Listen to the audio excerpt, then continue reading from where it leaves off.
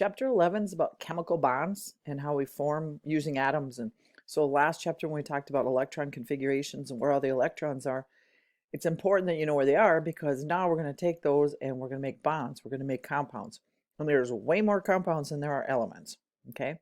So we can look at the periodic table and predict things about our atoms, their properties and what they'll react with. And that's because of how many valence electrons they have. Okay? The valence electrons, I remember, are the ones in the very outside, and they're really just the S and the P's. Okay, and it's whatever column they're in. All right, so when we're looking at them, we know that metals have certain properties, and we know nonmetals have certain properties. Well, when we're talking about bonding, what we're really looking for is that metals tend to lose electrons, and they form cations. Okay, they form positively charged ions.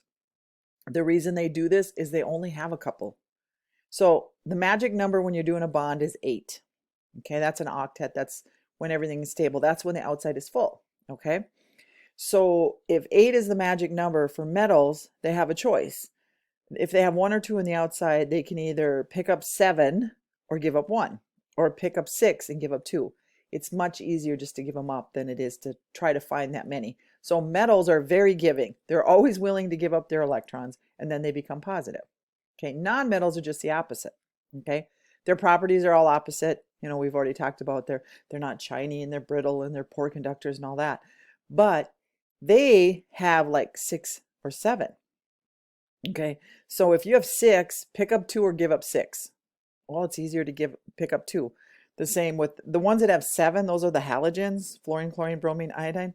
They need 1. All they need is 1, and that 1 is easy. I mean, to pick that up, that's why they're super, super, super reactive, because all they're looking for is 1. When you look at the ones in the 3s and the 4s, it's like, yeah, whatever, I'll take my time. But those guys that either have 1 to give or 1 to pick up, they're super reactive because they're so close, okay? The metalloids, they have properties of metals and nonmetals, and they tend to be, when they're talking about bonding, they tend to act like a nonmetal. In other words, they don't form ionic bonds. They don't form where they transfer electrons. Instead, they share electrons. All right. Here's your, when you break them down, the nonmetals, the metals, and remember, hydrogen hangs out with the metals because hydrogen's just weird, you guys. All right. So when we're looking at the periodic table, there's some trends in the periodic table. Again, we look at these trends when we're trying to figure stuff out. One thing is, if you look at the size of the atom, of course they're going to increase as they go down. That makes sense because you're adding layers. But if you look over here, one thing that's kind of weird is they get smaller as you go across. And the reason for that is they're held more tightly because this only has 1 on the outside. So it's kind of, out there. 2 are going to get pulled in closer by the positive nucleus. And so the more electrons you add, the tighter they get in. So as you go down, they get larger. As you go across, they get smaller. It's kind of different. I mean, you'd think because you're adding more electrons, these guys would get larger, but the pull of the nucleus keeps them in tighter. Okay, so again, the general trend for the radius of the atom is as you go down a group, they get larger, and that makes sense because you're adding more sub-levels onto them. And then, but when you go across, they get smaller. Okay. Additionally, as you add a quantum number, remember quantum numbers are 1, 2, 3, 4, 5. The one, that's why they get larger because you're really adding more sublevels. Okay. And then I said across the period, again, as you go across the period, they actually get smaller because they have more interaction with the nucleus. The nucleus pulls them in tighter. Okay. So that's the general trends with the radius, the size of an atom. Okay. One of the things you can look at when you're trying to figure it out, or figure out what type of bond they'll form, is something called ionization energy.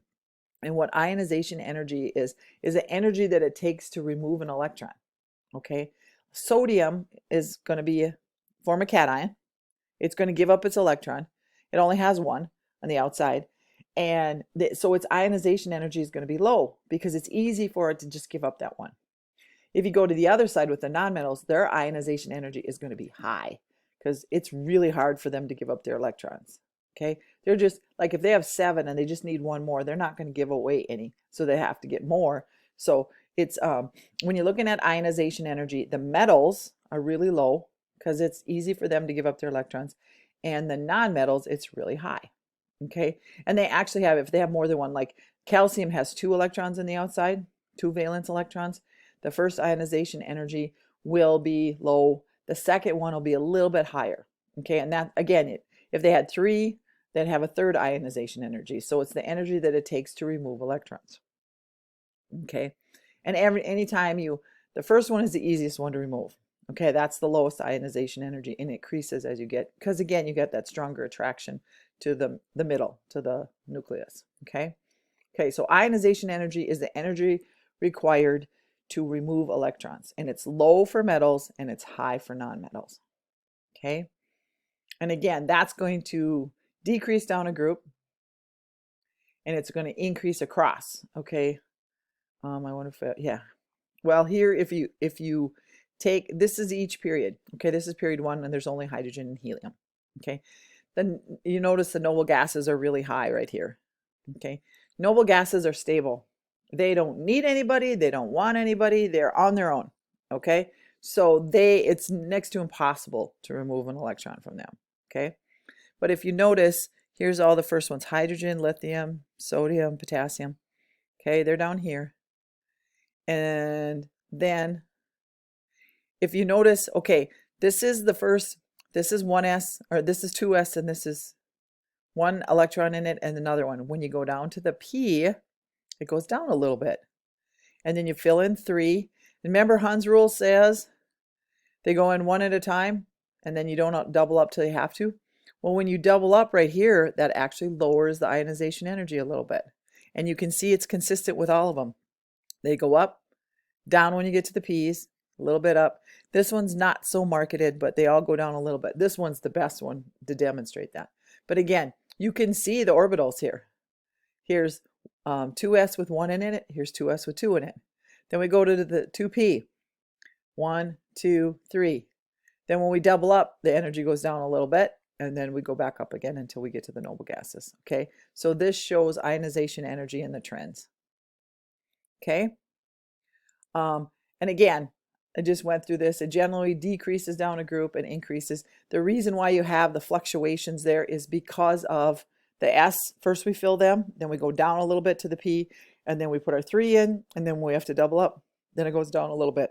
So they really follow the interactions of the orbitals when you're filling them up, the ionization energy. Okay? And again, this just goes through what I just talked about. It's not a huge deal if you understand that part, you guys. Just know that ionization energy is the energy required to remove electrons. And the first rows, the first couple rows, it's going to be low because they're willing to give up their electrons, the metals. And then group 6 and 7, like oxygen and down, and the halogens, they're going to be high because they're the nonmetals and they're looking for a couple of electrons. Okay? So ionization energy, extreme amounts of energy needed to remove electrons when you're talking about the noble gases. It's next to impossible because those guys are very happy. They are good. They do not need anybody. They're on their own, and they're full, and they're fine, and they're stable.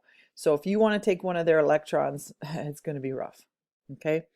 And again, you can see here in the blue, hydrogen's, level. Here's the actual ionization energies, and you can see if you compare the noble gases, theirs are by far the highest. Okay, and again, that's because they just aren't going to give up their electrons. The bigger ones like radon and xenon toward the bottom, because they're farther away, sometimes they can coax them into giving up 1 or 2, but like neon and argon, they're not going to do it. They're hanging out of those babies with all their might. Okay. And again, here's more ionization energy.